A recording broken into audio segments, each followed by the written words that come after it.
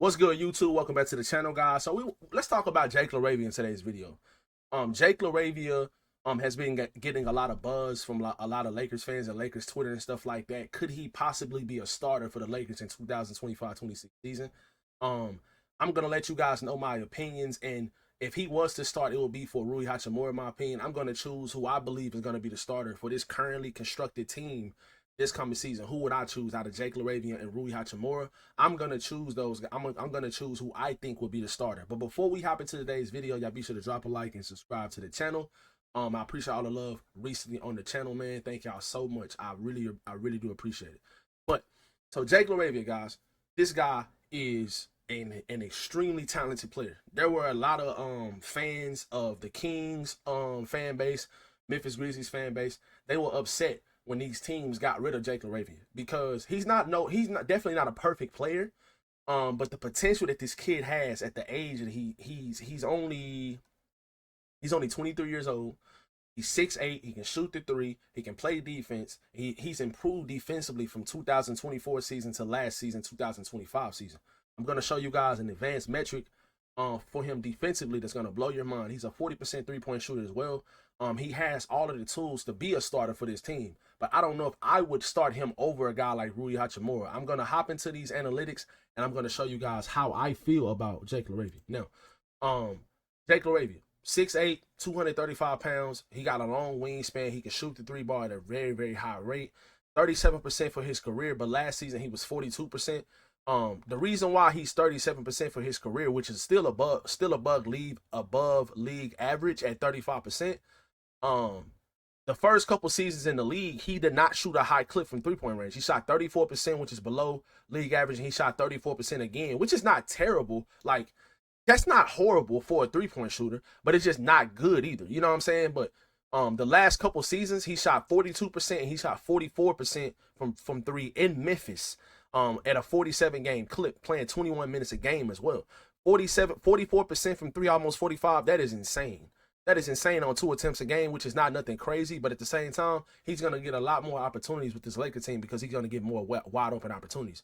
Last season with the Kings, he shot where were we looking at? He shot 39% on 3 attempts a game. And Sacramento wanted him back so bad that Doug Christie called him and let him know what's going on, what's all this Lakers news going on and stuff like that. I guess that's how bad the head coach of the Sacramento Kings wanted Jake Laravia to come back last season.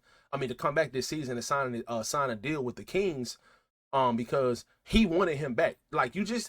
Players like Jake don't grow on trees. If this guy if he can turn into the defender that we're about to talk about in a second, if he can turn into the defender, the defensive player that we're about to talk about, he can definitely be a starter in this league, not only for the Lakers, but for a lot of teams. Now, hopefully he plays well with this Lakers team and they don't let him walk anything like that over the next couple of seasons.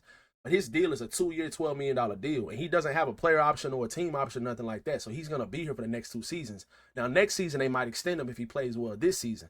But a $12 million deal on 2 years, so $6 million a year for a guy with this type of talent level is an extremely good deal in my opinion.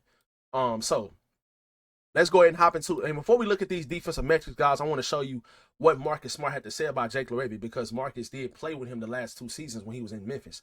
He said when they were teammates, this is reported by Demi Chelsea. This is like a Memphis Grizzlies beat writer. When they were teammates in Memphis last season, Marcus Smart said Jake Laravia has the skill set to be that next lockdown defender who can guard top perimeter options. Now, this is coming from Marcus Smart. Marcus Smart is one of the greatest defenders in our generation. Winning Defensive Player of the Year at the guard position it speaks volumes about Marcus Smart's ability to play defense and just be a pest defensively. He said that about Jake Laravia. This is coming from Marcus Smart. Now, Jake Laravia is a 6'8", 235-pound wing that can play defense, because look at these metrics, guys. This is grades compared against selected peer groups. And now this is Jake Laravia compared against his position, power forward, small forward position in that 6'8", 6'9" range, those wing caliber players. This is Jake Laravia graded against those players. In 2024, he had some pretty good metrics in some of the attributes. He had some pretty good metrics in some of those attributes or some of those positions on his board. But ball screen navigation, which is very important, didn't fall off too much. A- to a B+. That's still very good for a guy of his size. Off ball chaser defense went from a D- to a B+. This is comparing from Jake Laravia 2024 to Jake Laravia 2025. Passing lane defense, which is very, very important, went from an A to an A+. I mean, either one of these is completely fine. But in my opinion, this is very important for a guy of his size. If you can get in the passing lanes and get deflections and get steals and start fast break points to get easier buckets for this team, that is huge when it comes to considering this guy. It's definitely a role player or a rotational player on this team, but it definitely a starter. If you can be getting in the passing lanes, getting deflections, getting blocks, contested shots at the rim, you know what I'm saying? Getting steals to get out on the break, that is very, very important. That's an extremely impressive metric from him, having that grade as an A in 2024, but then in 2025 having an A+. Perimeter isolation defense. This is the most important. Like, screw what I just said about passing lane defense. Bro, if you can sit in a chair and guard your yard and just not let people blow by you, your rim protection doesn't have to be amazing. It doesn't have to be. Now, it could be good. It could be okay. But it doesn't have to be perfect like it had to be with Anthony Davis because everybody was just getting blown by. And so he had to cover up everybody defensively. But my point is, if you went from an F in 2024 to an A in 2025, you showed some improvement defensively. That's a glaring change. From an F to an A, that's insanely good. That's great improvement. And credit to Jake for that. Pickpocket rating. This is another metric of sitting in a chair, guarding your yard, and taking the ball away from the offensive player. These are great defensive metrics from Jake Laravia. So, for you guys that don't know, I just kind of want to show you guys some of the highlights from him in the last couple of seasons. You see him creating his shot off the dribble. You see him shooting the ball, high release on his jump shot, step back threes. He has absolutely torched the Lakers the last couple seasons. He had a 20-some point game against us last year. And then the year before, right before the playoffs started, Memphis had all of these guys injured. And I think he dropped like 30 some points against us. And he had like 8 threes or 6 threes or something like that. I'm like, bro, who is this? I was like, bro, who is this guy? Up here, he making everything. Now, obviously, there's a lot of different scenarios, and us Lakers fans know. When we play against certain teams, guys have these amazing shooting nights, and they just don't do that for the rest of the season. For an example, a couple years ago, Dante Exum hit like 7 threes against us in the game. He has yet to do that since that game. Like, there have been a lot of instances that has happened. But Jake is an extremely talented player, as you guys can tell by these highlights. With the size that he has and this skill set of being able to come, look at get in the passing lanes, getting deflection with those long arms, scoring in transition against an elite defender in Herb Jones, shooting the ball over these smaller guards. Look at this defense right here. Getting back into play right here. Getting a block on Bogdan Bogdanovic. Look at him just take the ball away from. He just took the ball away from Desmond Bane right there. He just took the ball away. Like, this is playing. Now, obviously, this is probably not going to happen every single play, but taking the ball away from Jokic right there is very, very impressive. All of these things, look, catch and shoot right over Shai Gilgeous-Alexander. Being able to finish at the rim with both hands.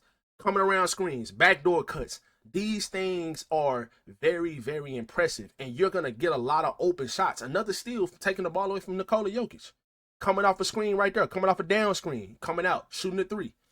These are just different ways of scoring the ball that he's going to have the opportunity to score the ball with this team as well.